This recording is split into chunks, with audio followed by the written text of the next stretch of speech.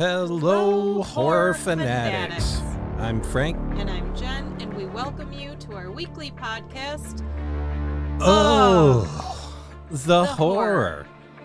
Thank you for joining us as we dive deep into all things horror, supernatural, scary, and downright creepy. If you like what you hear, rate, review, and subscribe to add us to your regular rotation of podcasts. You can also submit any ideas, comments, and suggestions to oth@seriouslydecent.com.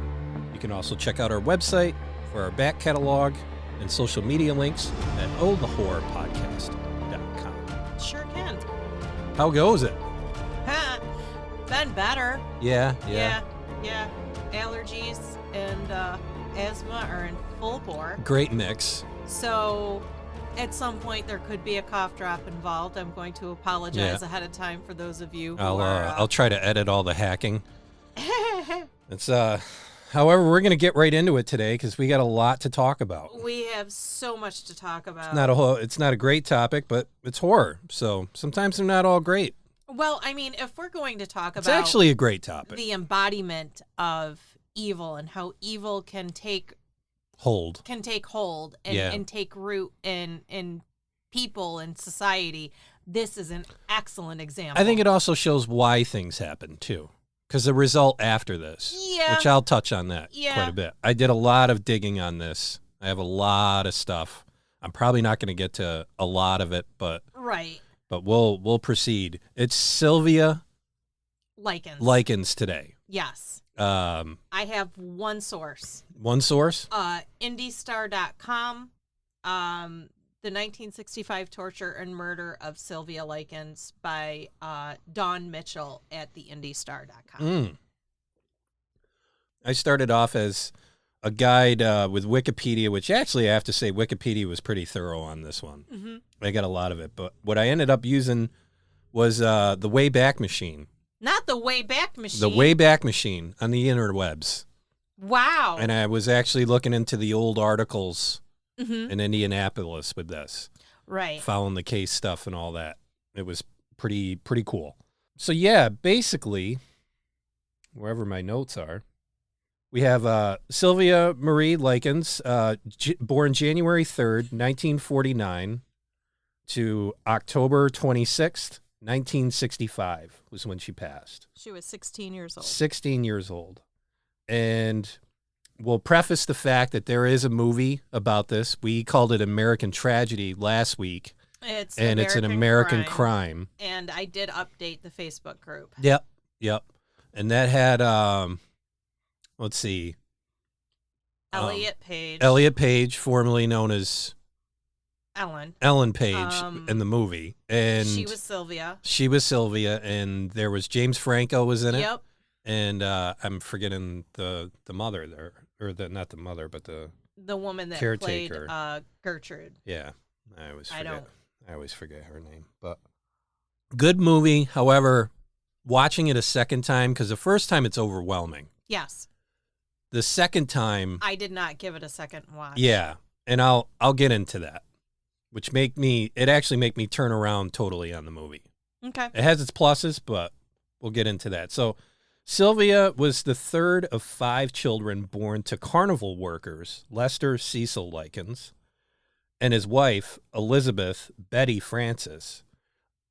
She was born between 2 sets of fraternal twins. There was Daniel and Diana, which are 2 years older than her, and Benny and Jenny, which is 1 year younger. And wasn't Jenny with her at the house? Yes. Jenny Likens suffered from polio, and this caused her legs to be, one leg weaker than the other. Mm-hmm. And she was afflicted with basically a very notable limp, and she had to wear actually like a steel brace on one leg. Yes. And Lester and Elizabeth's marriage was unstable. They didn't have any kind of stability at all. And what they were actually doing was selling candy, beer, and soda at carnival stands around Indiana throughout the summer. This caused them to move frequently, and basically they were regularly experiencing severe financial difficulties all the time. The Likens' sons regularly traveled with their parents in order to assist with their jobs, but the parents discouraged Sylvia and Jenny from doing the same. out of concern for their safety and education. Yeah. As a result, both sisters frequently stayed with relatives, often their grandmother. So why weren't they staying with their grandmother this go-round? Well, in their teenage years, Sylvia Likens, she would spend money or, earn spending money with babysitting, running errands, perform ironing chores for friends and neighbors, and often giving her mother part of the earnings. She was described as friendly, confident, and lively, long, wavy, light brown hair. She was very beautiful, extending below her shoulders, and she was known as Cookie to her friends. And she also was very protective of her timid young sister that had polio. Jenny. Yeah. Mm-hmm. So at this point, what happened was you're looking at like June 1965. Mm-hmm. And Sylvia and Jenny are residing with their parents. And on July 3rd, their mother was arrested and jailed for shoplifting. Mm-hmm. That's what kind of started this whole sequence of events. Okay. And shortly thereafter, Lester Likens, he's the only one with the kids at this point, arranged for his daughters to board with Gertrude Baniszewski. And she came into the story because she had two girls with whom the sisters, Jenny and Sylvia, became acquainted with while studying at Arsenal Technical High School. Mm-hmm. Paula and Stephanie Baniszewski were those two daughters. Got it. At the time of this boarding agreement, Gertrude assured Lester she would care for his daughters until his return of their own children. So he approached her and said, "Can you watch my girls?" Right. Now, the whole thing with the grandmother, I couldn't really circle around, and I tried like hell to. Mm-hmm. The only thing I could do, and this is guessing, is that I don't know if the grandmother was like the in-law grandmother. Like, I don't know if it was his mother or her mother that got arrested. And obviously, I mean, let's be honest, in-laws and things like that, sometimes they're not the most fruitful relationships. Yeah. So I don't know that story. I have no idea with it, to answer your question directly. I looked all over because I'm sitting there thinking, why didn't they have them stay at a grandparent's? Because that's usually what... If that's usually what they did, why didn't they do it this time? That's usually what they do. Now, here's the other thing. They had the other kids, too. And it might have been just a I can't handle any more type of scenario. Possible, too. I'm just trying to keep an open mind on all of it. It's a weird story. It really gets weird. And I think what it is disturbing. And I think what everybody has to keep in their mindscape is that people make shitty decisions. Yeah. All the time. Yeah. They make not just bad decisions, shitty decisions. Mm-hmm. And there's a recourse for that. Mm-hmm. There really is. So I brought Gertrude Baniszewski in. I have to explain who she is. She was born September 19th, 1928, and she lived to June 16th, 1990. Mm-hmm. She's very integral in this story. Yeah. She was born in Indianapolis, Indiana, of American and Dutch descent. She was the third of 6 children, and her family was working class. On October 5th, 1939, she saw her 50-year-old father die from a sudden heart attack, which was, she was 11 years old. And 6 years later, she drops out of high school at the age of 16 to marry 18-year-old John Baniszewski and had 4 children. John had a very violent temper and occasionally beat his wife, which I had to laugh at that term. I had to include it in there. Occasionally. Yeah. Like it matters. The two would remain together for 10 years and then divorce. Right. Following the divorce, she marries another guy named Edward Guthrie. This marriage lasted 3 months before the couple divorced. Shortly thereafter, she remarried her first husband. Yeah. And bearing him 2 more children. The couple divorced for a second time in 1963. Mm-hmm. I'll say it over and over again. Shitty decision after shitty decision. Yeah. And you're going to get this crazy, insane event. Weeks after her third divorce, she began a relationship with a 22-year-old man named Dennis Lee Wright, who also physically abused her. She had 1 child with Wright, Dennis Lee Wright Jr., and shortly after the birth of his son, Wright abandoned her. Shortly thereafter, she filed a paternity suit against Wright for financial support of the child, although Wright was seldom to pay. So we're going to sum up here in 1965 because this is when it all starts happening. Right. We got Baniszewski, who lives alone with her 7 children. Mm-hmm. Paul is 17, Stephanie's 15, John is 12, Marie is 11, Shirley is 10, James is 8, and Dennis Lee Wright Jr. is 1. And she's 36 years old. Mm-hmm. She's 5 foot 6 inches in height. She weighed only 100 pounds. And they basically, they described her as like an underweight asthmatic chain smoker. Mm-hmm. She had depression due to the stress of 3 failed marriages, a failed relationship, a recent miscarriage, in addition to the sporadic checks she received from her first husband, a former Indianapolis policeman, which she primarily relied on that support for her children. Occasionally, she performed odd jobs for neighbors and acquaintances, such as sewing or cleaning, in order to earn money. She resided in Indianapolis at 3850 East New York Street, where the monthly rent at that time was $55. Mm-hmm. So Sylvia and Jenny are living with their parents in Indianapolis. The mother has the arrest. The father's trying to put it all together. So what he decides to do is ask Gertrude if she can watch the kids. He promises to pay $20 a week in exchange for the care of his daughters. And after approximately 2 weeks, these payments failed to consistently arrive upon the prearranged dates. Right. So basically occasionally arriving 1 or 2 days late. So at this point, Gertrude's venting her frustration at this fact upon the sisters by beating their bare buttocks with various instruments, making statements as, well, I took care of you 2 little bitches for a week for nothing. Yes. And on one occasion in late August, this is when it really starts, basically, both girls were beaten approximately 15 times on the back with a paddle after Paula had accused, Paula's the daughter. Yes. Which that's the oldest daughter, because we're going to start tossing a lot of names around here because it's amazing how many people were involved in this. Yeah. And basically, Paula had accused the sisters of eating too much food at church supper the household children had attended. Then by mid-August in the same year, Gertrude had begun to focus her abuse exclusively on Sylvia. And her prime motivation was likely that she was jealous of her physical appearance and mostly just her potential. Right, yes. You know, she's stuck here at the house. She's got all this bullshit around her, a summation of terrible decisions. Right. And here's this person who can just do whatever they want. Mm-hmm. And according to the subsequent trial testimony, this abuse was initially inflicted upon Sylvia after she and Jenny had returned to the Baniszewski residence from Arsenal Technical High School, as well on weekends. The abuse included subjecting Likens to beatings, starvation, forcing her to eat leftovers or spoiled food out of garbage cans. On one occasion, Likens was accused of stealing candy she actually purchased.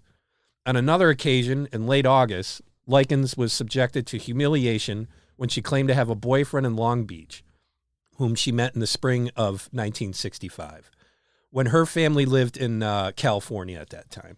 In response to hearing this, Gertrude asked if she had ever done anything with the boy, to which Likens, unsure of what she was even talking about, replied, "I guess so," and offered that she had gone skating with boys there and once went to a park on the beach with them and Jenny.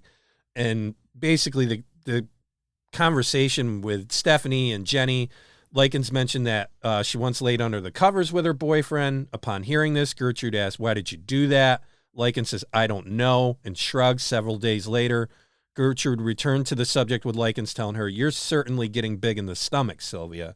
It looks like you're going to have a baby." Likens thought Gertrude was kidding with her and said, "Yeah, it sure is getting big. I'm just going to have to go on a diet."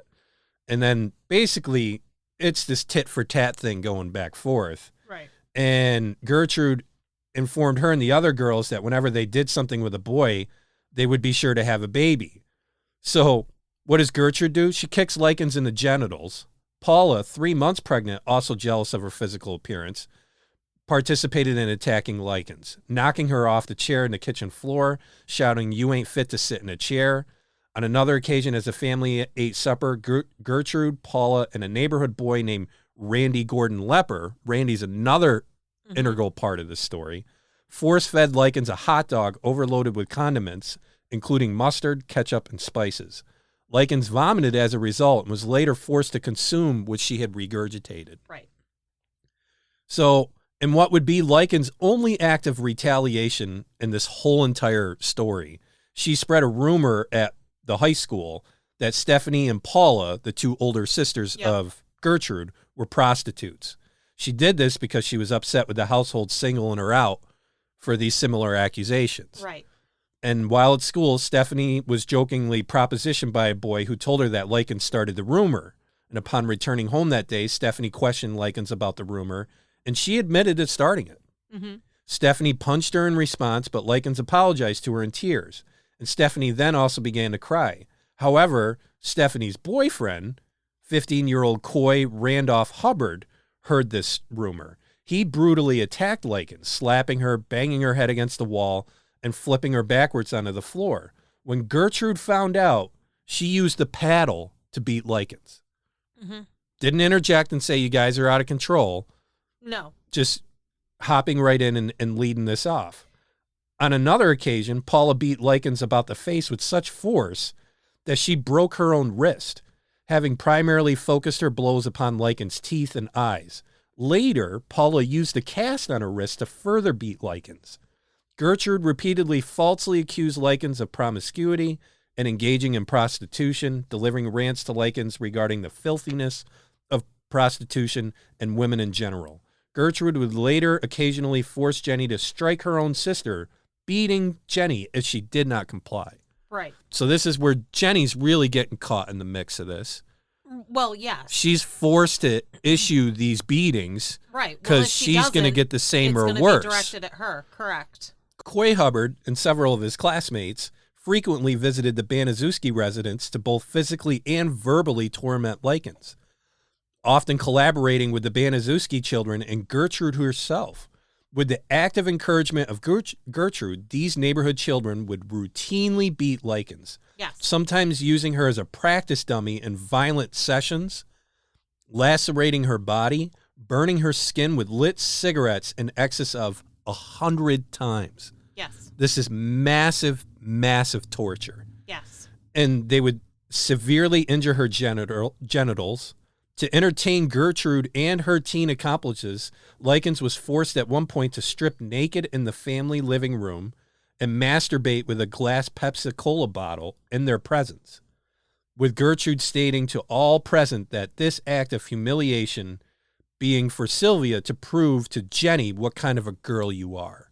Mm-hmm. It's just losing all sense of morality at this point. Gertrude eventually forbade Likens from attending school after she confessed to having stolen a gym suit from the school, after Gertrude had refused to purchase the clothing for her. For this act of theft, Gertrude whipped Likens with a 3-inch wide police belt.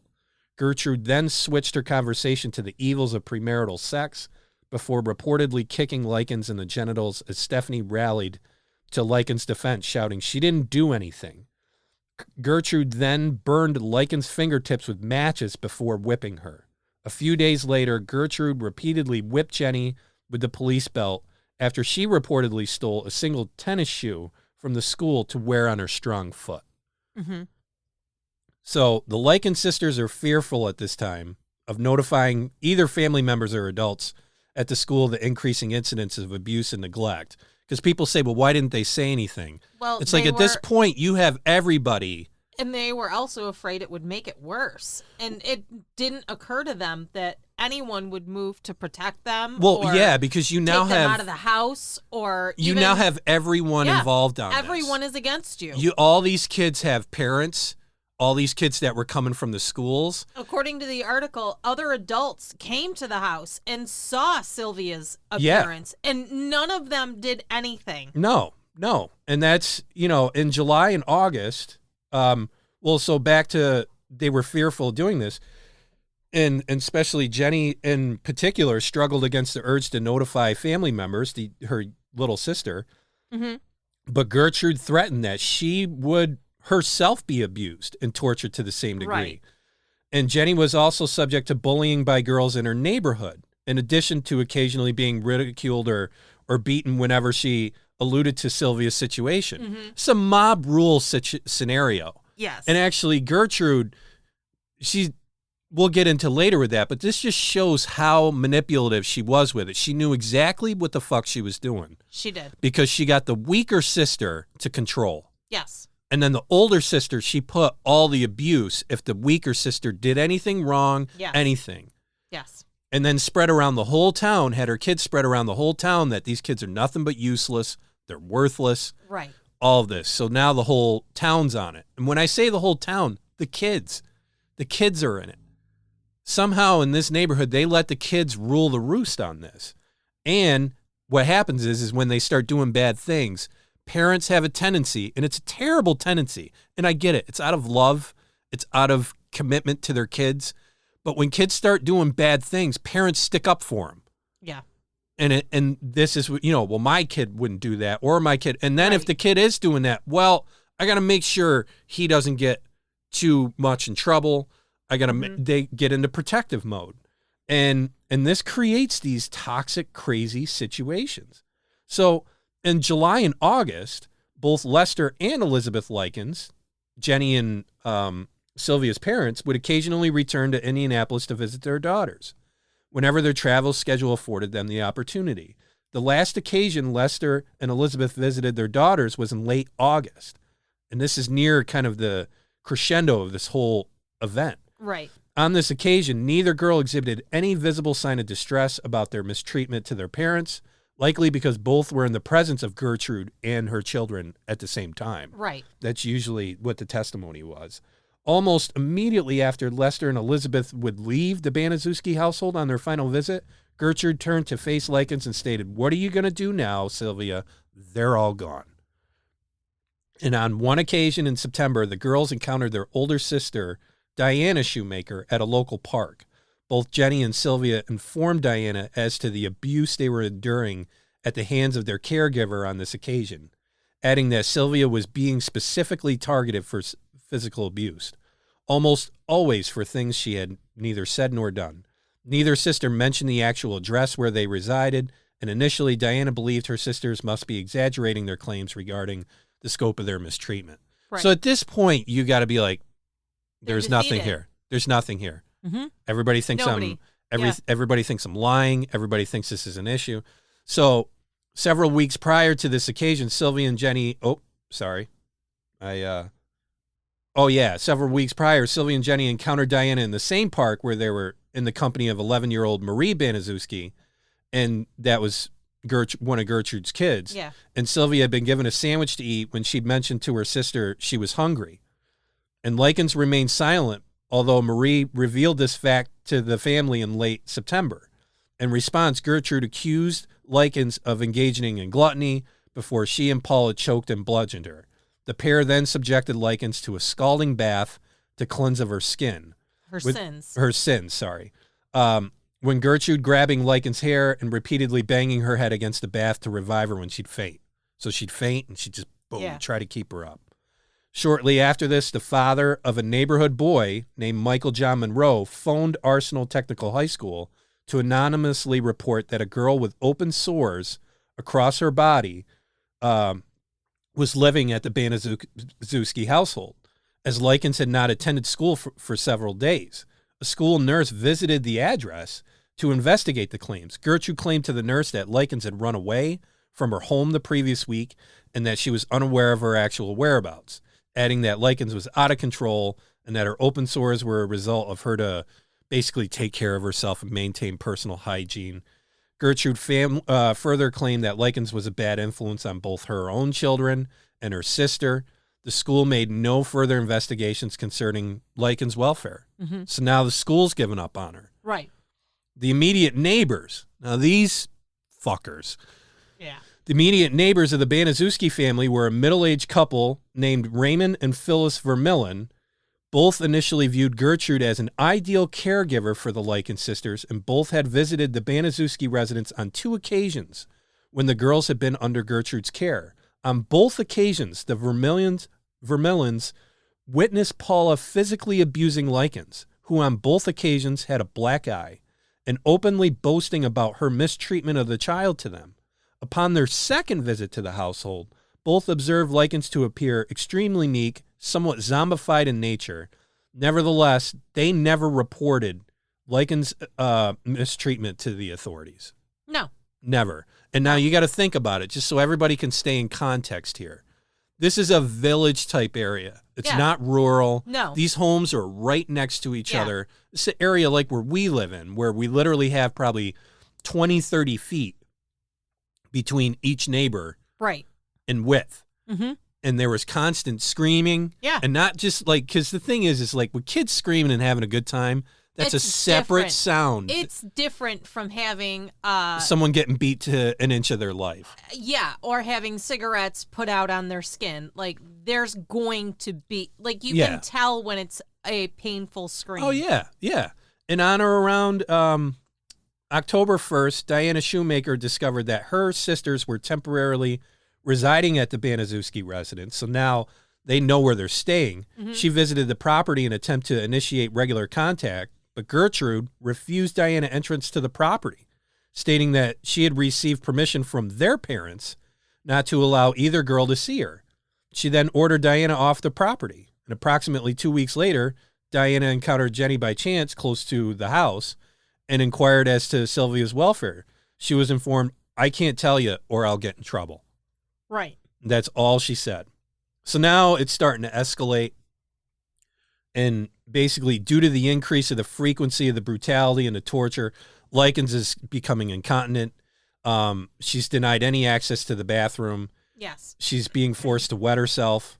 And then being burned for wetting her mattress while she sleeps. Exactly. So they end up tying her up in the basement. She was often kept naked, rarely fed, frequently deprived of water. Occasionally, she was tied to the railing of the basement stairs with her feet barely touching the ground. Mm-hmm. And weeks prior to locking Likens in the family basement, Gertrude had increasingly abused and tormented Likens. She would occasionally falsely claim to the children in her household that she either herself or one of them had been the recipient of direct insults from Likens, in the hope this would get them into belittling and attacking. Right. So she would basically say like she said something about you, and then she'd turn over to the other sibling and say, "What do you think of that?" And just started turning them against him. And on one occasion, Gertrude held a knife aloft and challenged Likens to fight me back. And Likens replied she did not know how to fight. In response, Gertrude inflicted a wound to Likens' leg. And the physical and mental torment it was occasionally ceased by the Baniszewskis to watch their favorite television shows. Neighborhood children were also occasionally charged 5 cents apiece to the display of Likens' body and to humiliate, beat, scald, burn, and ultimately mutilate her. Yes. So now they're charging kids to do it, to come in there at 5 fucking cents.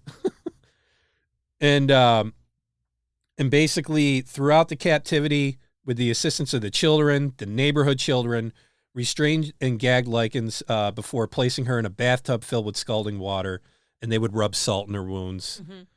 Mm-hmm. Gertrude and her 12-year-old son, John Jr., rubbed urine and feces from Gertrude's 1-year-old son's diaper into Likens' mouth before giving her a cup of half filled with water and stating that the water was all she would receive for the remainder of the day.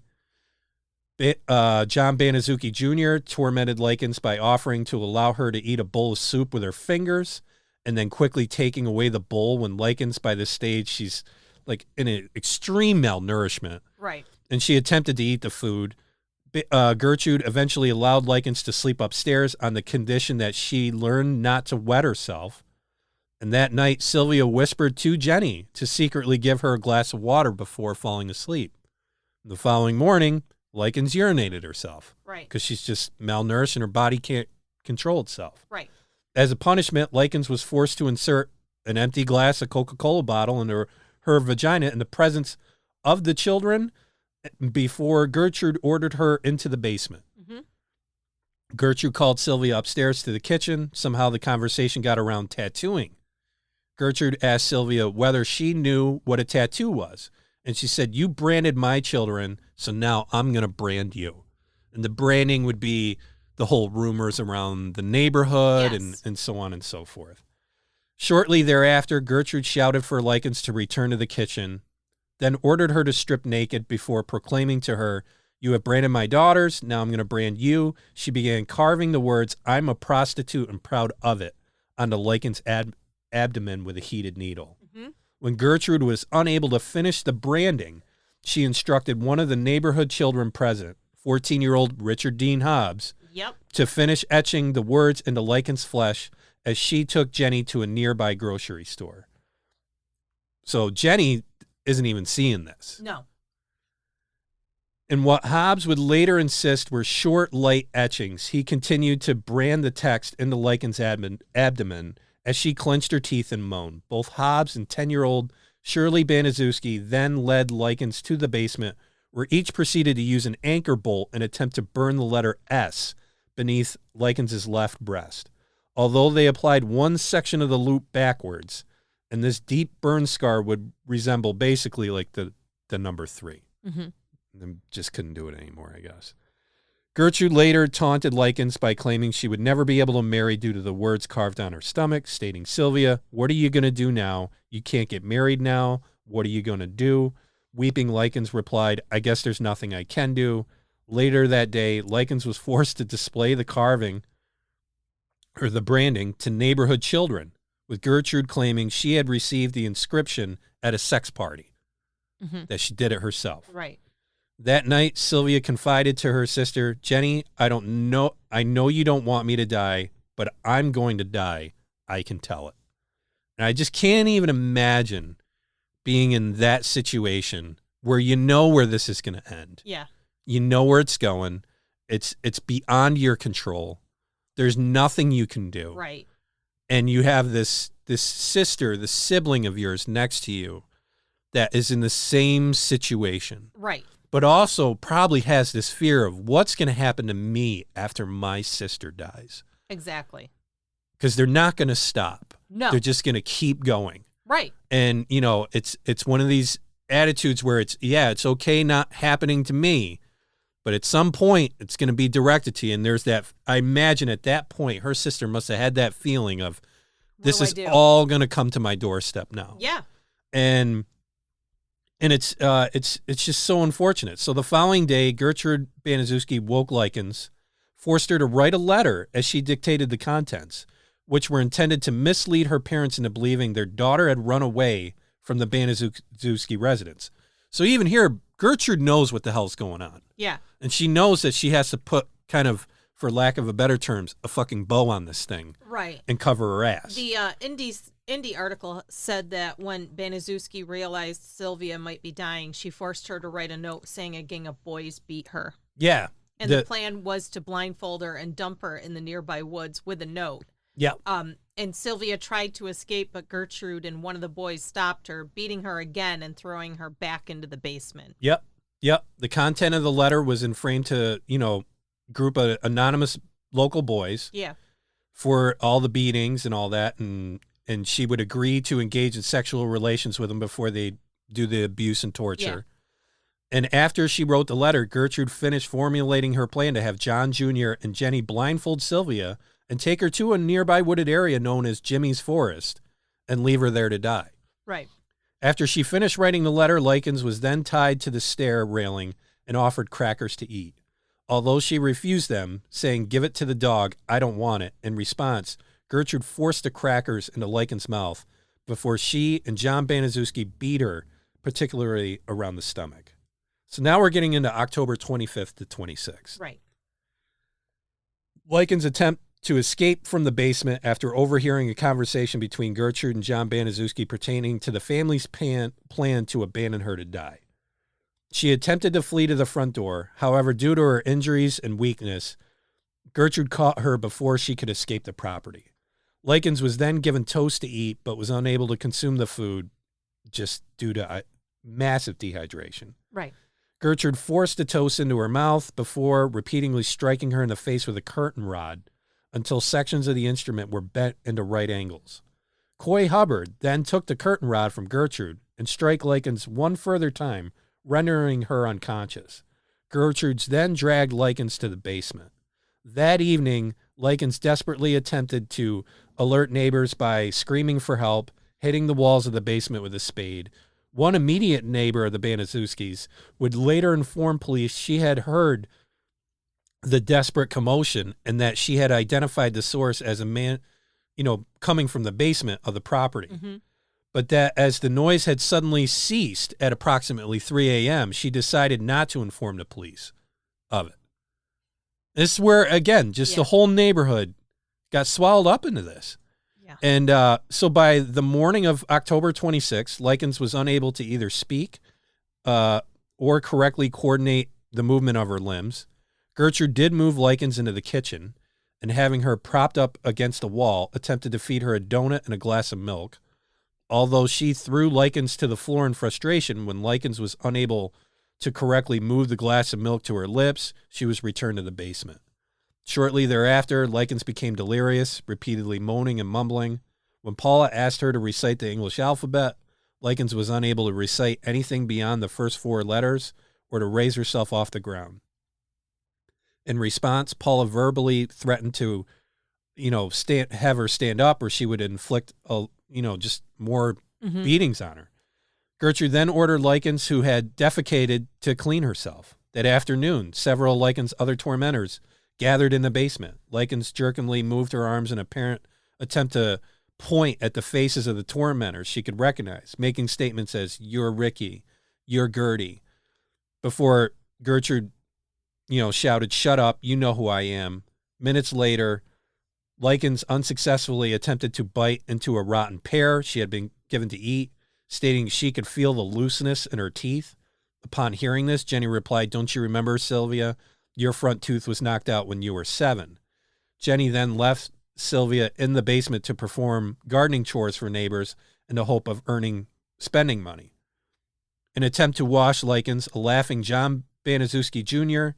sprayed her with a garden hose brought to the house that afternoon by Randy Lepper at Gertrude's request. Likens again desperately attempted to exit the basement, but collapsed before she could reach the stairs. In response to this effort, Gertrude stamped on Likens' head before standing and staring at her for several moments. Shortly after 5:30 p.m., Richard Hobbs returned to the Baniszewski residence and immediately proceeded to the basement. He slipped on the wet basement stairs and fell heavily to the floor of the basement to be confronted with the sight of Stephanie crying and cuddling Likens' emaciated, lacerated body after she had been ordered by her mother to clean Sylvia. I don't feel bad for this chick crying at all. I'm glad that son of a bitch fell down the stairs. Yeah. Stephanie and Richard then decided to give Likens a warm, soapy bath and dress her in new clothes. They then laid her upon a mattress in one of the rooms as Sylvia muttered her final wish that her daddy was here and that Stephanie would take her home. Stephanie then turned to her younger sister Shirley, exclaiming, "Oh, she'll be all right." When Stephanie realized that Likens was not breathing, she attempted to apply mouth-to-mouth resuscitation as Gertrude repeatedly shouted to the children in the house that Likens was faking her death. Mm-hmm. She was 16 years old when she finally succumbed to her injuries. Cause of death was determined to be brain swelling, internal hemorrhaging of the brain, and shock induced by Sylvia's extensive skin damage. Sylvia also suffered from extreme malnutrition. She was buried at Oak Hill Cemetery in Lebanon. She had 150 separate wounds across her body. 150 separate wounds. The wounds themselves were also varied in location, nature, severity, and the actual stage of healing when they were determining all this in the autopsy. That this was a prolonged thing. Yeah. Her injuries included burns, severe bruising, extensive muscle and nerve damage. Her vaginal cavity was almost swollen shut, although an examination of the canal determined that her hymen was still intact, discrediting Gertrude's assertions that Likens had been 3 months pregnant, a prostitute, or even promiscuous. Right. Moreover, all of Likens' fingernails were broken backwards, and most of the external layers of skin upon the child's face, breasts, neck, and right knee had peeled or receded. During her actual death, Likens had evidently bitten through her lips, partially severing sections of them from her face. So, the cause you were saying, it was the subdural hematoma receiving a severe blow to her right temple, and both the shock of the previous injuries and everything, it was too much. Yeah. And they were also saying with rigor mortis fully developed at the time of the discovery of the body. Right. This indicated that Likens may have been deceased for up to 8 hours before she was found. Although the doctor did not note that Likens had been recently bathed, possibly after death, and that this act could have hastened the loss of body temperature and thus speeding the onset of rigor mortis. Right. So they were undecided with that. So they're saying that when they bathed her, that could have sped up the whole You're process. Looking at basically two scenarios. You're looking at either they bathed her and then she died after that, and it was a long period of time, or it was a shorter period of time and she passed away and they bathed her to clean her up. Right. And unfortunately, no one really knows much about this. Now, the arrest is interesting because I'm going to put this with a primer before we get into the whole arrest details. If this chick stayed alive for a week, 1 month, 2 months, whatever, all this would be status quo. Yeah. Nothing would change. Yeah. Everything would have been going the way it was going. And although Gertrude Baniszewski initially beat Sylvia's corpse with a book shouting, "Faker, faker, faker," she soon panicked because this is testimony of what was happening. Right. She instructed Richard Hobbs to call the police from a nearby payphone. When police arrived at her address at approximately 6:30 p.m., Gertrude led the officers to Likens' emaciated, extensively bludgeoned and mutilated body laying upon a soiled mattress in the bedroom before handing them the letter she had forced Likens to previously write to her dictation. Also claims she had been doctoring the child for an hour or more prior to her death, having applied rubbing alcohol to the wounds in a futile attempt at first aid before she died. She added that Likens had earlier run away from her home with several teenage boys before returning to her house earlier that afternoon, bare-breasted and clutching the note. Clutching a Bible, Paula Baniszewski, having stated to all present in the household that Likens' death was meant to happen, then glanced in Jenny's direction and calmly stated, "If you want to live with us, Jenny, we'll treat you like our own sister." Sure. It's a quote out of the mouth at the time of the arrest. Yeah. The formal statement provided by Jenny Likens prompted officers to arrest Gertrude, Paula, Stephanie, and John Baniszewski Jr. on suspicion of Likens' murder within hours of the discovery of the body. The same day, Coy Hubbard, Richard Hobbs were also arrested and charged with the same offenses. The three eldest Baniszewski children, plus Coy Hubbard, were placed in custody of a nearby juvenile detention center. The younger Baniszewski children and Richard Hobbs were detained at the Indianapolis Children's Guardians Home. All were held without bail pending trial. Good. Yes, very good. Basically, at this point, Gertrude denied any involvement in Likens' death. She sure did. Yep. She denied any knowledge of the torture, claiming the children must have done it all, and she entered pleas of not guilty and not guilty by reason of insanity. Yeah, that was her official plea. Yep. And Gertrude further admitted to having, let's see, so where was I? Yeah, she denied all the involvement. She confessed to have knowing the kids, particularly the daughter, Paula and Coy, had physically and emotionally abused Likens. So she was saying she knew that the kids were abusing, and stated that Paula did most of the damage and that Coy Hubbard did a lot of the beating. She's blaming her own daughter. Yes.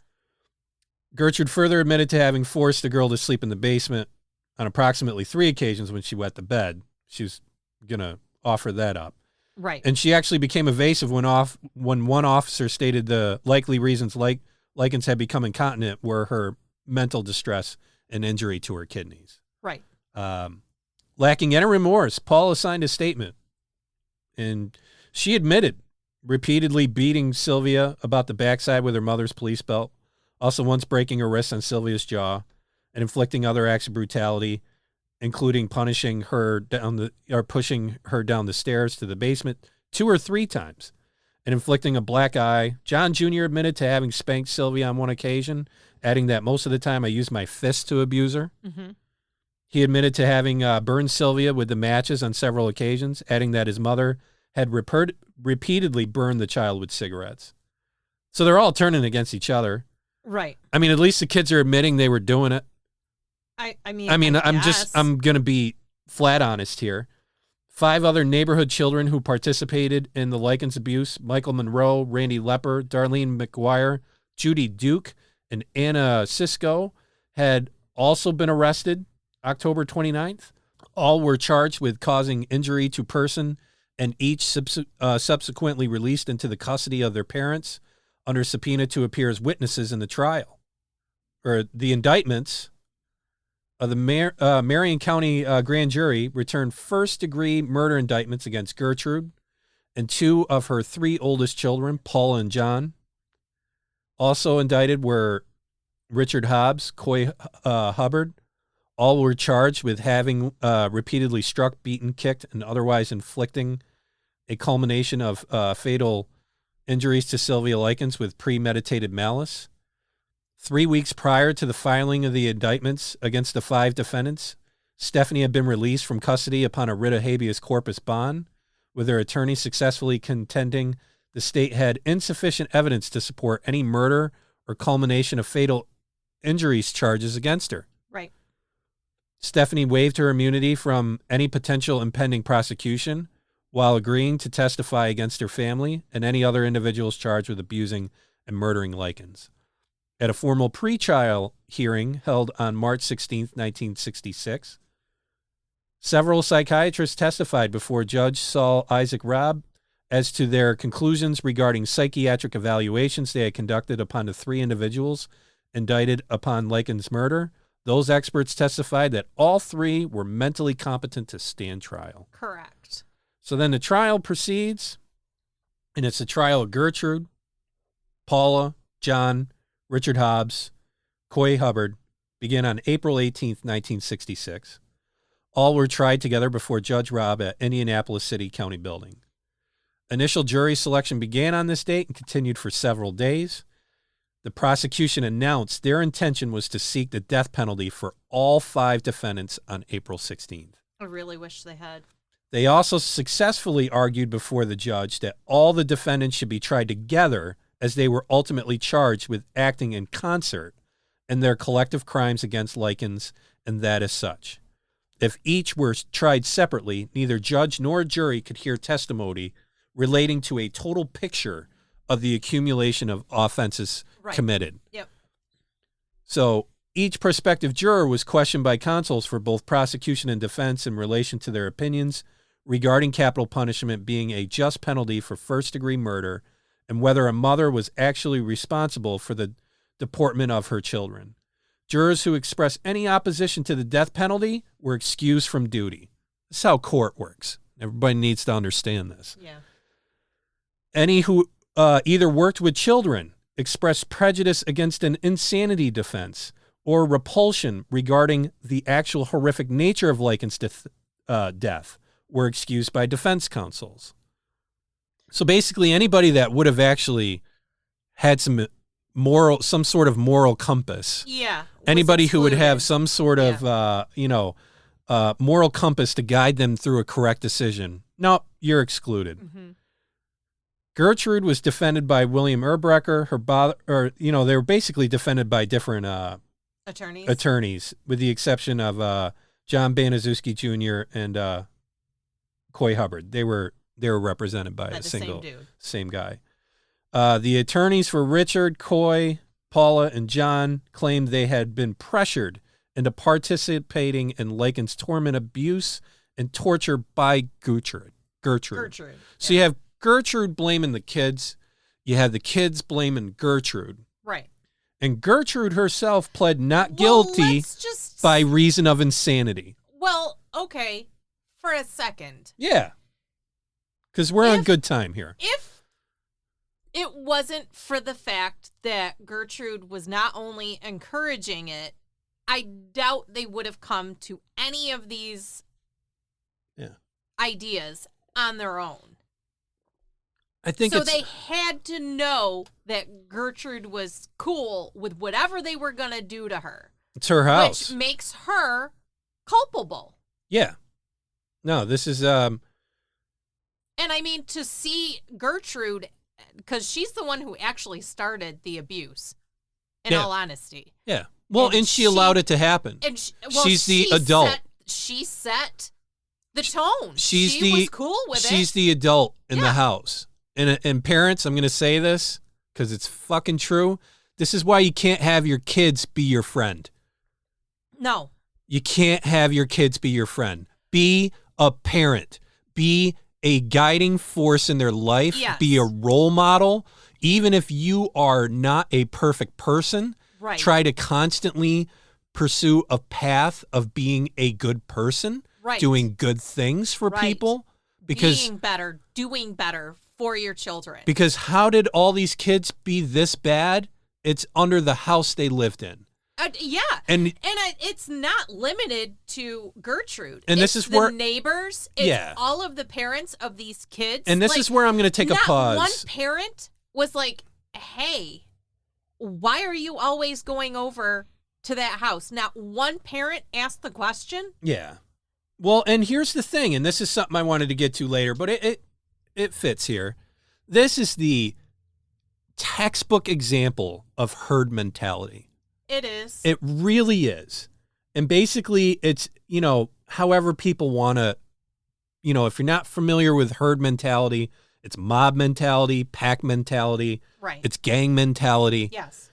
Basically, this is how people can be influenced by their peers to adopt behaviors on a large emotional level rather than a rational level. Right.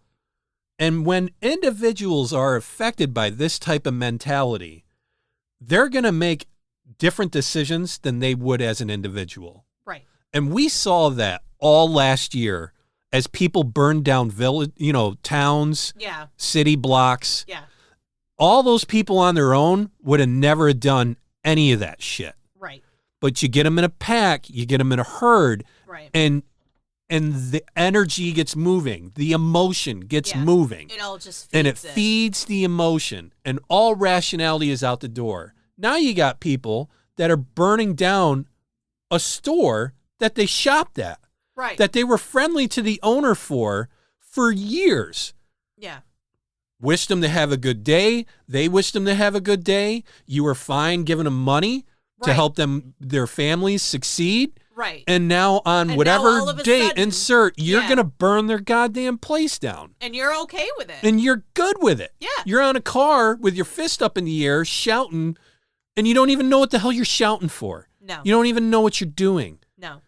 And now, and I don't feel sorry for people like that. No. I pray for them, and I hope that they can find a good way in their life. But the fact is you just destroyed your own community. Right. And that's the same thing here. Right. They all destroyed their own community. Right. And this is what happens when one person can't stand up. And I mean properly stand up. Yes. Not just stand up and say, well, somebody's got to do something about that. That doesn't do anything. If you see something, say something. Well, no. I'm saying if you see something, do something. Yeah. Because this is where people said something, but nobody did anything. No. And that's the problem here. And this is a problem that's going on a lot today. Yeah. Not just today, but for the last year. If you see something wrong, do something about it. Right. Quit being a fucking wimp. Yeah. And I hate to get all pissed off about this, but this is what this story represents to me. Yes. It really does. Yes. And this was back in 1965, and it goes to show nothing's changed. No. This is how the Salem witch trials were done. Yes. This is how civilizations fall in the Roman Empire and Egypt and the Mayan Empire. It's crap like this. Those who refuse the past are condemned to repeat it. Mm-hmm. So everyone who's trying to whitewash the history of anything. Of anything. Yeah. if you don't accept it, you have to accept it for the brutality that it contains, because if you don't, you haven't learned anything from it. Exactly. And you will not move on. If you can't accept what happened in the past, you can't learn from it. Nor can you grow, nor can you be better. Yeah, and in order to grow, you've got to learn from it. Yes. And, you know, unfortunately, if you've signed off now and are not listening to this anymore, good luck. Yeah. But if you're listening to this, you really need to look at this for what it is. This was horrible. This is absolutely terrible. Horrible. And the fact that everyone, literally everyone, failed this girl. Yeah.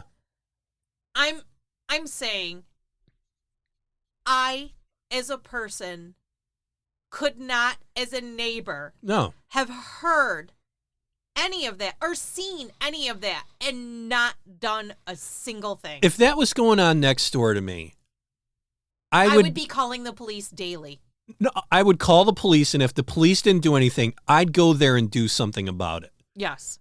And you know I would. Yes. Because to me, it's worth the jail time. Yes. To me, it's worth the time in prison. I will take whatever punishment I'm given to try to help another soul that just is having the hardest time being saved.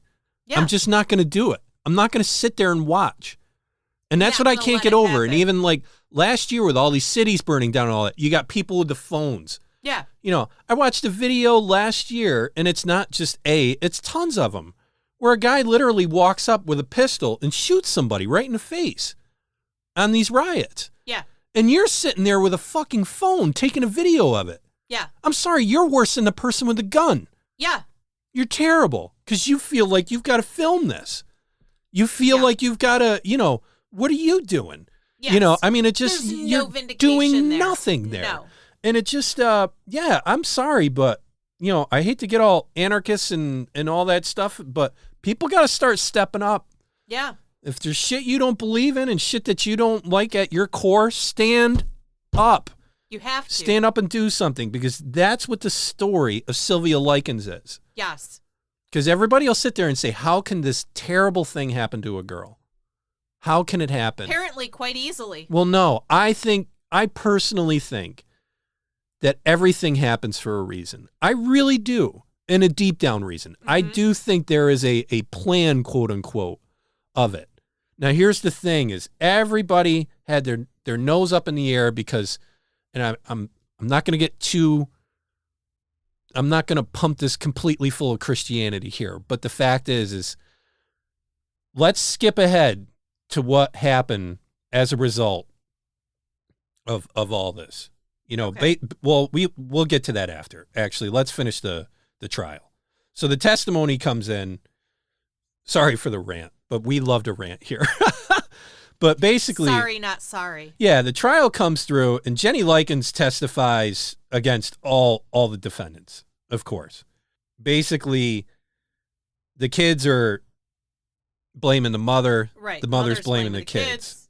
Yada, yada, we really yada. had to figure out where we wanted to focus the most on this, and I wanted to focus on the actual things that were happening to Sylvia. Right. The trial, eventually... I'll pick it up. Okay. So on May 19th, 1966, a jury found Baniszewski guilty of first-degree murder. Paula Baniszewski was found guilty of second-degree murder. Mm-hmm. Hobbs, along with Baniszewski's son John and another neighborhood boy, Coy Hubbard, were convicted of manslaughter. Gertrude and Paula Baniszewski were sentenced to life terms at the Indiana Women's Prison in Indianapolis. Mm-hmm. The boys were sentenced to 2 to 21-year terms at the Indiana State Reformatory in Pendleton. In 1971, the Indiana Supreme Court granted Gertrude and Paula Baniszewski a new trial due to prejudicial atmosphere, quote. But Gertrude was again convicted of first-degree murder on August 5th, 1971. Paula pleaded guilty to a lesser charge of voluntary manslaughter and served about 2 years in prison. The three boys were released on parole for good behavior in 1968. Mm-hmm. So if you're doing the math, 2 years they got out for good behavior. Yeah. After serving about 2 years of their sentences. Paula got out. Yeah, and that's the crazy part of it. Gertrude ended up getting parole. December 1985, she's released on parole. She changes her name to Nadine Van Fossen and moves to Iowa, where she lives in obscurity until her death from lung cancer on June 16th, 1990. And Paula married and moved to a farm in Iowa. So they were barely held accountable, honestly, because they murdered this girl. Well, but that's the town protecting themselves. I mean, I guess. Yeah. But, I mean, the fact that they were released 2 years, you are young children, you're impressionable, and I'm sorry, but if a child that young can do something that heinous, terrible, that doesn't say a whole lot for that person. Mm-hmm. And to just be let out in 2 years because they followed the rules in jail. So what if the corrections officers had told them to beat and kill other inmates, would that have been okay? Because that's essentially what Gertrude did, and they seemed to be okay with it, and they served 2 freaking years? Yeah. That's bullshit. Yeah, but it also gets better. Following her 1972 parole, Paula assumed a new identity. She worked as an aide to a school counselor for 14 years at the Iowa Beeman Conrad Liscombe Union Witten, that's a mouthful, school district. She changed her name to Paula Pace, and she concealed the truth regarding her criminal history to the school district when applying for the position. Of course she did. She was fired in 2012 when the school discovered her true identity. Paula reportedly lives in a small town in Iowa. She's married, has 2 children, baby daughter to whom she'd given birth while being tried in 1966, and who was named after her mother, was adopted. The murder charges initially filed against Gertrude's second eldest daughter, 15-year-old Stephanie, were ultimately dropped after she agreed to turn state's evidence against the other defendants. So she ratted out. Yeah. So they dropped everything for her. Yep. Although prosecutors did resubmit their case against Stephanie before a grand jury on May 26, 1966, the decision to later prosecute her in a separate trial never happened. Of course not. Never materialized. Stephanie Baniszewski assumed a new name and became a school teacher. She later married and she has several children. Stephanie Sarikstad currently lives in Florida. Awesome. When questioned at the trial as to her motive for turning state's evidence, Stephanie Baniszewski had claimed, "I'm just here in the hope I can help anybody." In response to her mother's attorney, the attorney of the mother said, "Including yourself?" Yeah. It's just this crazy, like they all turned onto each other like a bunch of animals. It's Lord of the Flies. They were animals. No, but I'm just saying it's Lord of the Flies. Like if you really want to understand how all this happens, read Lord of the Flies. Yes. Because this is mob mentality. Yes. You know, I mean, this is exactly what it is. Richard Hobbs, Coy Hubbard, and John Baniszewski each served less than 2 years. Richard Hobbs died of lung cancer at the age of 21. Less than 4 years after his release from the Indiana Reformatory.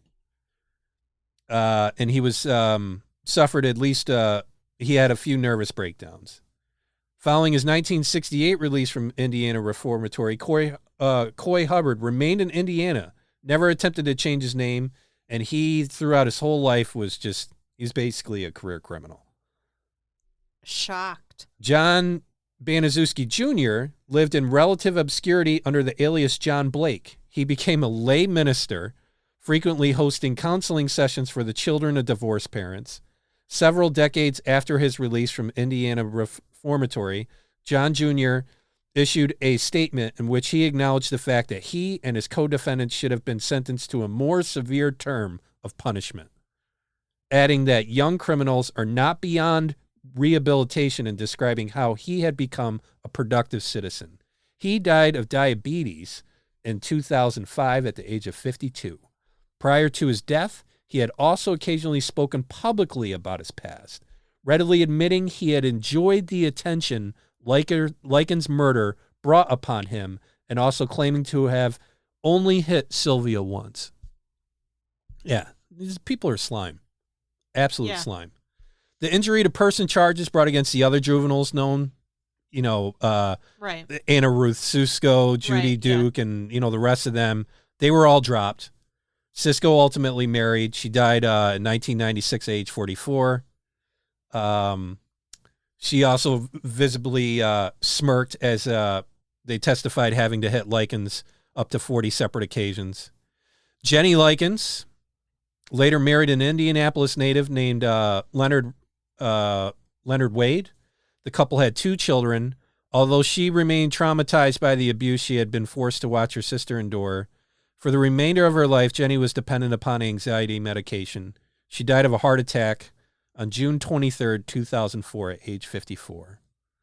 14 years prior to her death, Jenny Likens had viewed Gertrude Baniszewski's obituary in a newspaper. She clipped a section of the newspaper, then mailed it to her mother with an accompanying note reading, "Some good news. Damn old Gertrude died. Ha ha ha. I'm happy about that." And Elizabeth and Lester died in 1998, 2013, respectively. And years prior to her own death, Jenny Likens Wade had repeatedly emphasized no blame should be placed upon either of her parents for placing her and Sylvia in the care of Gertrude Baniszewski, stating all her parents had done was trust Gertrude's promise to actually care for them until they returned to Indiana with the traveling carnival. So this gets into the movie, because the movie I watched a second time. I remember watching it the first time. Yeah. And shell-shocked, I think, is the best. Yeah, because to read this, I mean, the movie's graphic and showing all this. The movie was, but honestly, at the end of the day, when I started, because it tells you at the beginning that it's based on a true story. Yeah. And you know how I am about that. I'm either, all right, they either just use the name or, it varies as to how true, quote unquote, the story is. And then I started doing the research immediately after the movie, and the true story was so much worse. That's why I wanted to get into all the details. Much worse. That's why I wanted to get all the details today here, because the movie covers about, honestly, half of what we just talked about. Yeah, and honestly, it's sugar-coated. Yeah, well, watching the movie the second time, this is what pissed me off with the movie. Okay. They really actually make Gertrude look like the victim. They want you to understand why Gertrude's having a hard time, and right. And I have a real hard time with that. The movie should have been focused on Sylvia. Yes. And solely on Sylvia. Yes. But they try to portray this story arc of Gertrude just being this woman who was in tough times. And here's what, I remember reading some comments on there, and the first comment, I knew it after watching the movie. First comment on it was either like IMDb or whatever. I almost wanted to write it on here and call the handle out, because she's a fucking moron. Yeah. This just shows you can't judge a book by its cover. And she goes, and what about, how come no one's blaming the Likens' parents? It's the parents' fault. And I'm just sitting there like, you know what? This is the pure statement of where we are today. Yeah. Where, heaven forbid, somebody has some fucking accountability. Gertrude promised to take care of those kids like they were her own. Yes. And further, she was being paid. Yeah. She was being paid to take care of them. Well, and it's funny you mention that, because that's why I put that the rent for that property was $55. At that time was $55 a month. So let's do the math. And the Likens were sending her $20 a week. $20 a week. For the girls. Yeah. So even though if she didn't get that on time, let's say she got 2 payments a month. Right. Let's just say she got 2. That's $40. That's most of your rent. That's most of your rent being covered by these 2 kids. Right.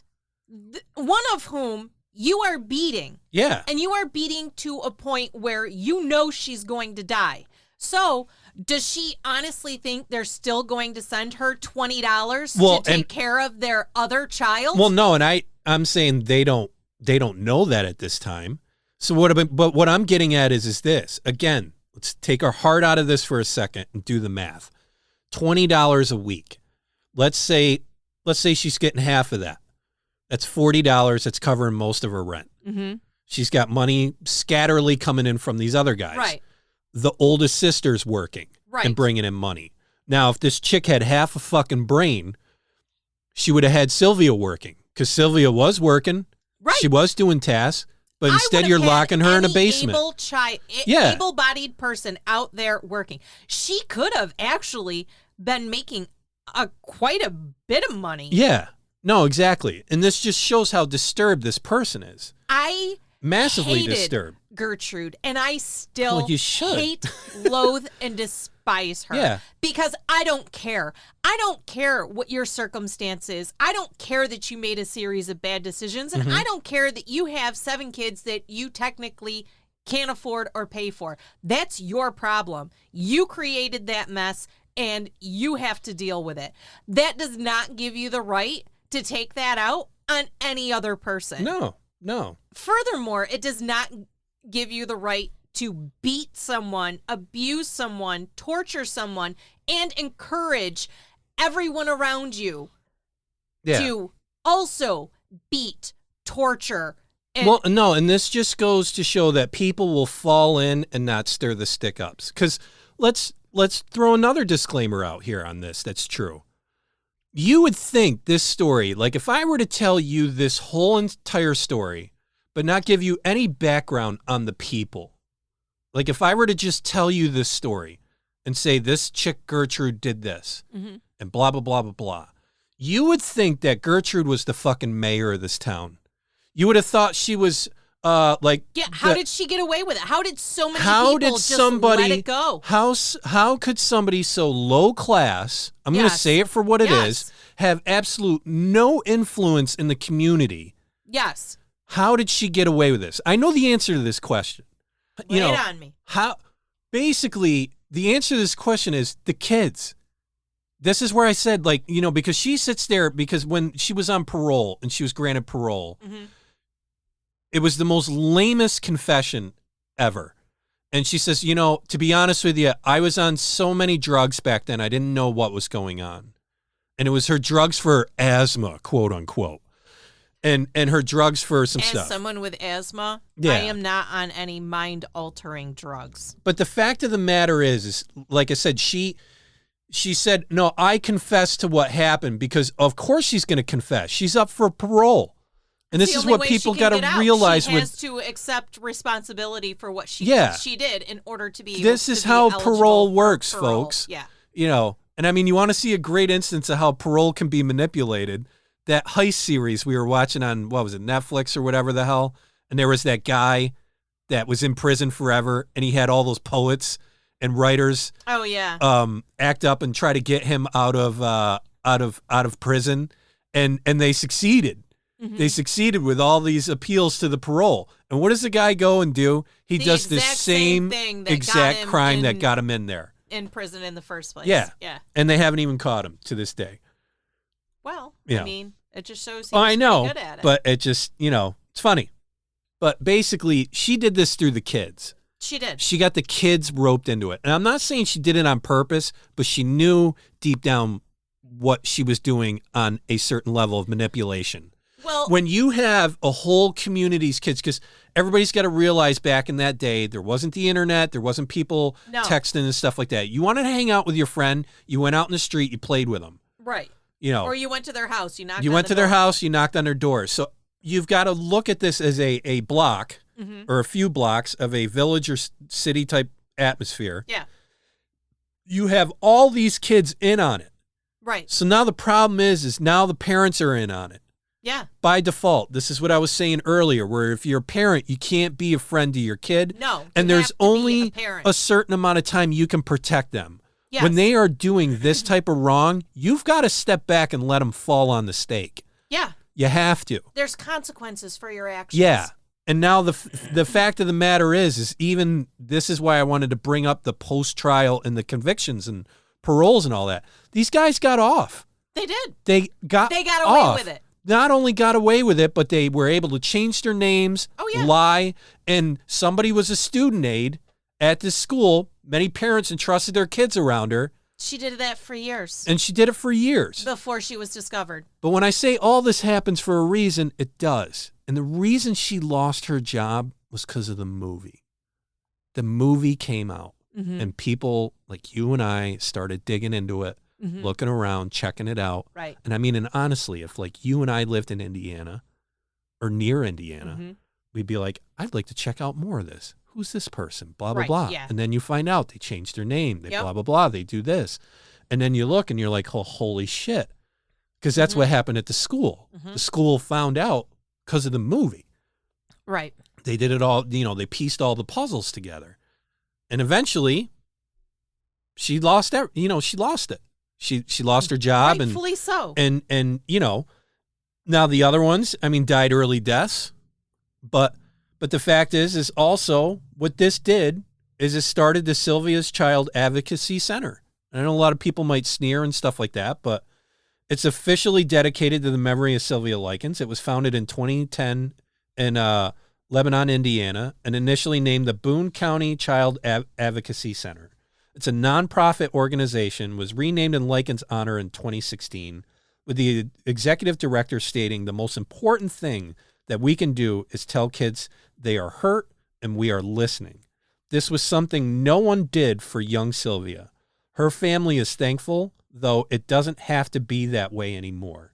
She did not die in vain. She died a horrific death, but because of that, we're hoping that another child can be saved.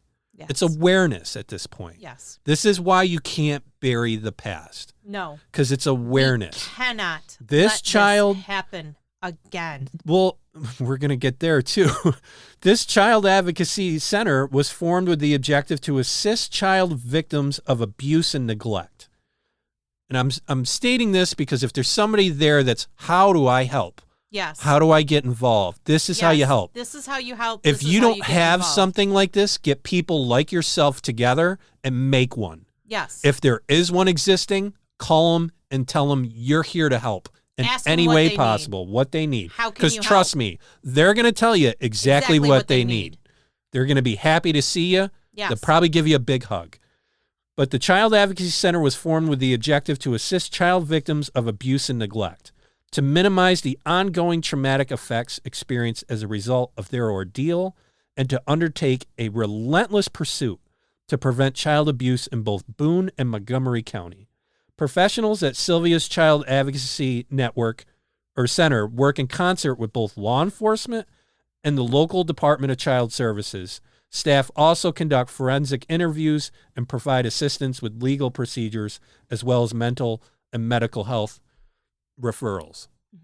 Now, these types of groups are a great thing, and they didn't have a lot of those then. No. They didn't have anything like that. No. And that's what people have to understand that are, born from like, say, the 90s up. There was no child protective services. There was none of these advocacy centers. No. There was just the police. Yeah. And the police can only handle so much. Yeah. But now when you get like an advocacy center involved, especially when there's department services staff, right? Now they're this medium kind of deal where they're a party that's approachable. They're not going to get accused of anything right away. They're not in a dangerous situation. Where if you go to, CPS, CPS is going to sit there and just judge you and look at you and, because that's their job. And also, too, we now have mandated reporters, which we probably did not have then. No. So the school would have been mandated by law to... All these systems are in place because of these events. To turn in the fact that Sylvia was not there. And that's where people have to ask themselves, why does this happen? Right. On a really kind of just high moral level. And it really is. It's one of those stories where you and I did it. We talked about it the next day. We were just like, how the hell can that happen? Yes. And it just shows that people left to their own devices can do some very cruel things. Horrible if you things. take all of the good out of a situation, that's all you have left is an empty space to do bad things. Yes. That's because bad will naturally come up. Yes. It will.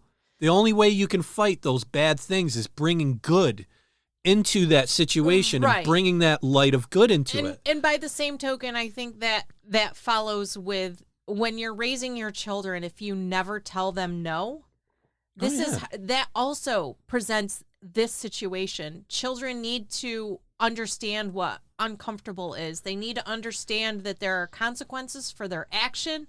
They need to understand that there are good things and there are bad things, and that it's not always going to be sunshine and rainbows. Yeah. That's how you get your coping skills. That's how you become a functioning member of society. It can't just be yes, yes, yes all the time. There are winners. There are losers. You have to keep score, because if you don't, there's nothing for them to strive toward. Well, and how do you strive to be a better person if there's no bar? If you don't have a bar, how can you strive for any sort of achievement or accomplishment? And you actually diminish an actual true achievement and an actual true accomplishment, especially when everyone gets the participation trophy, because the kid that was doing poorly and actually worked and studied and practiced and did everything they were supposed to do and actually did do better and actually did incrementally better, you're now on the same level as the kid who's eaten paste. Yeah, and how is that beneficial? And there's no incentive to be at that level. By doing so, I submit we're putting us in the situation where this shit can happen again. You're ultimately creating the scenario for it to happen. Yeah, no, and I'm going to say it for what it is. There's no surprise that the kids of the 60s that grew up in this environment are now the old folks. They are. Mm-hmm. You know, I get pissed off all the time when I see that meme on Facebook where it's the picture of Woodstock. Yeah. And you got all these old hippies that are waxing poetic about, it was so great those days. And those, you know, it's nothing like today. Just 3 days of peace and love. Well, no, just even that whole time was peaceful. Everybody was about love. And it's like, assholes, you created all of this. Yeah. This is you guys were on drugs the whole it has time. nothing to do with that. It's just they're now in their 60s and 70s. You create, if you're upset with everything around you, it's your kids. This is it's what you your built. World. You built all of this. Congratulations. Yeah. So I don't want to hear how great it was then and how fucked up it is now. Yeah. No, you don't get to do that. No. Take some responsibility. Yes. Because I'll at least admit it. My dad'll approach me. You've heard it from him say it a few times where my dad's like, yeah, no, we didn't do right by you guys. No. We cared just about ourselves. Yeah. And this is a guy who served the military. Yes. You know, served an amazing line of service in Vietnam and continued to serve good service in his community and his area. And he'll be one of the first to say it. And the humility you have to do that, to me, is unbelievable. It's unbelievable to have that kind of humility. Humility and being humble is something that everyone should be striving for. But the fact is, I mean, you can look into it. Just look up the term list of child abuse cases featuring long-term detention. Search that keyword. Yeah. And you're going to be surprised of how bad it really is. Yeah.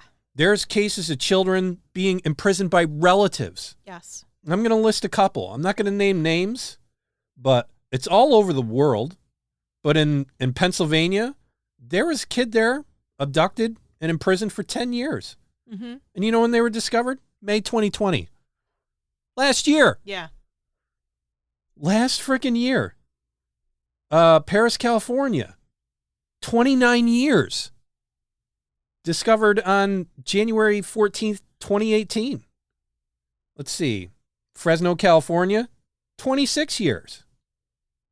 Antioch, California, 18 years, 2 months, 16 days. And that's just an abduction. Mm-hmm. That's a story of a man and a woman abducting a child for 18 years. Yeah. It's just, this isn't something that, I'm glad it's not like that anymore. No, it's still going on. And when it's that amount of time, you have a bunch of people around you, and this just shows me the sign of the times where people are just saying, well, somebody better do something about that. I mean, you know, being around me, I hate hearing that saying. Oh, somebody better do something about that. It's like, Somebody is you. What the hell is that supposed to do? Yeah. And also, I hate the activism posted on social media. That doesn't do shit. No. It's all it does is incite anger more than anything. Warriors are not fighting for or defending because you could just or post anything better. Because if you just post, oh, it's a shame what's happening to child abuse, what the fuck does that do? Yeah. Nothing. And you do that, taking a picture of you, holding a fucking product you're endorsing next to a beach. Yeah. I'm for I'm against child abuse. Great. Why don't you go back home and figure out where you're going to take a picture tomorrow and get 50,000 likes. But it's just, I'm glad we did this as a subject. At first, I was really upset because it bothered me a great deal. But I think these are great opportunities where we can say, this is what you can do. Yes. And, if you are not religious, there's a lot of advocacy centers around. Yes. If you're religious, your church can help you with this. Yeah, there's a lot of avenues and groups out there. Yeah. You just have to take the initiative and get and if you see someone going through this, check those advocacy centers, call the cops, do something. Just please do something on behalf of the person. Someone else is going to do it. You better, Well, you've been assuming at this point, and if it's still going on, no one's doing something about it. Nobody's doing anything. Somebody has to. And if you have kids, you got to ask yourself, do you want your kids being treated like that? Yes. At the end of the day, if it was your kids, in that situation, you would have wished a relative. You want no one to do anything. Yeah. No one to intercede. No one to say something. Would you be happy that a relative sat back and said nothing? Would you be happy that, and honestly, if you're one of those people that just, no, I understand the position they're in, get a spine. Yeah. Get a spine. Yeah. And I'm not trying to yell and judge people, but this is just moral ethics 101. Yes. That's what this story represents. But it is very revealing that a woman of very low standing in the neighborhood. She was a nobody. She literally was a nobody. No one wanted her. No. People, they said around the town, people said they respected her because she worked hard and they felt bad for her situation with all the kids and all that. But she was not running the town. No. Like I said, if I were to eliminate all the backstories on all this and just said it, you would have thought Gertrude was like Madame Lalaurie. Yeah. Or the Blood Countess. Yeah. You would have thought that she was in high standing or a daughter of a very successful oil guy or something like that, that has all this family influence.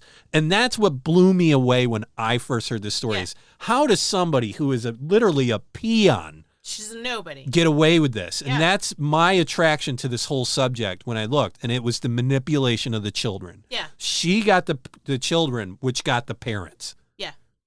And the thing is like the neighbors, I know they were sitting there and they're like, if we blow the hatchet on this, the whole village is going to go on fire. So what? No, but that's what I'm saying is there's people that don't want to take on that fight. There's people who just don't. They don't have the bravery. No. They don't have the stones. Yeah. They don't have any of it. And they just sit there. I mean, think about it. They had to sit there next door and listen to that for weeks and just do nothing. How terrible of a person you got to be to listen to that for weeks. And you become, but here's what it is. It's the same situation as when you hear domestic violence happening on a recurring basis and you don't do anything. At the very least you could do, if they're screaming and there's consistent screaming and yelling and there's consistent loud noises coming from a neighboring home, the least you can do is call the police, because best case, the police are going to be interrupting a domestic dispute. Worst case, they were just being loud and it was nothing. But you know what? I would rather err on the side of caution, knowing that at least I did something, than to not do something, because you don't know when the situation happening next door has escalated to a point of no return. But domestic dispute, I got a separate kind of a bit with it. It's the same thing. No, but they're both adults. This was a child. This child had no power. And with adults with domestic disputes, and it happens. It happens all the time. I mean, you see it with, especially you talk to a lot of police officers. Women, will be afraid of their male spouse. That's part of the dispute, and they just feel like they can't run because they'll always follow them, and they'll give them all this bullshit or whatever.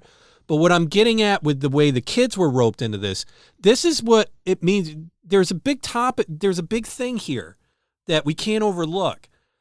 If we had somebody that was just domestic dispute all the time next door and heard the noises, and say we had kids, the big problem you have by not interjecting, and this is where I'm looking at this from a parental standpoint, is the parents have to do something to show their kids that that's not acceptable. Exactly. The moment the kids, that's where I'm saying I don't really care what's going on in the house. This may sound terrible because, like I said, they're adults.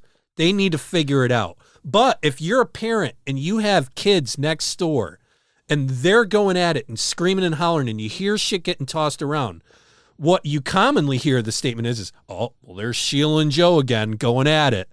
And you're telling your kids that that's acceptable. Okay. Yeah, that's why you need to pick up the phone, because then your children learn that that's not okay. Because what you're going to find, it's desensitizing kids into this type of living. And that's where you see in a lot of lower class, poor neighborhoods. Yeah. You see all of this brokenness around. And after a while, children just become desensitized to all of the brokenness. Right.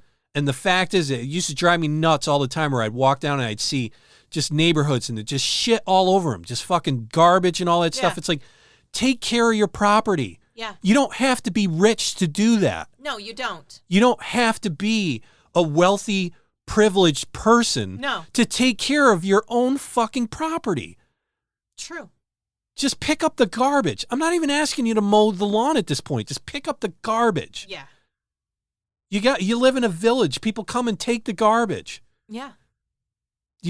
Your landlord pays taxes for that. Yeah. And I'm saying that, and people in very low privileged areas, because they don't own property, they're renting. Yeah. And yet I'll drive and I'll see a place that's just all hope is abandoned. All hope is abandoned. There's just garbage everywhere. Nothing's clean. Everything's a shithole. And how the hell are you going to raise somebody that's not going to be desensitized from all that? Yeah. And become a young adult who has no standards. No standards at all. So, with that being said, thanks for hanging along with this. It was an emotional one for both of us. Yeah. The next one, not so bad. No. We are attacking the gates of hell, the fiery crater in Turkmenistan. Yeah. Yeah.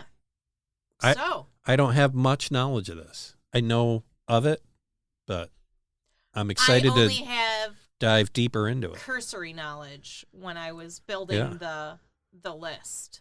And then coming up in the future, not officially slated yet for publishing, but we are going to get into some alien abductions. We are.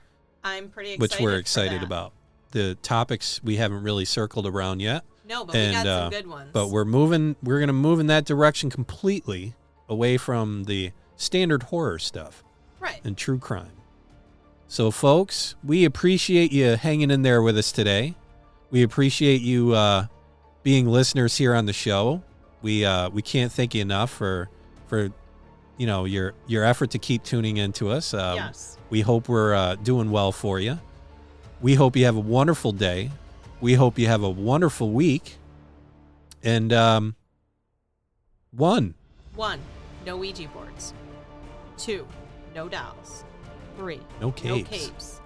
4, no blood rituals. No. 5, no cults. No cults. Satanic or otherwise. Yeah. And I think we should add a 6th. Yeah. Where I'm going to call it no apathy. Yeah. You have to care. Yeah. You have to care. You have to care about something. And you have to not only care, you have to act. Mm-hmm. You have to lead by example. Yeah. So no more sitting in the shadows. Which, as a result, is to make good choices, right? Well, I mean, at the end of That's the what day, this list is at the end of the day. Yes, you have to. We're spelling it out, but you have to make good choices. take care, folks.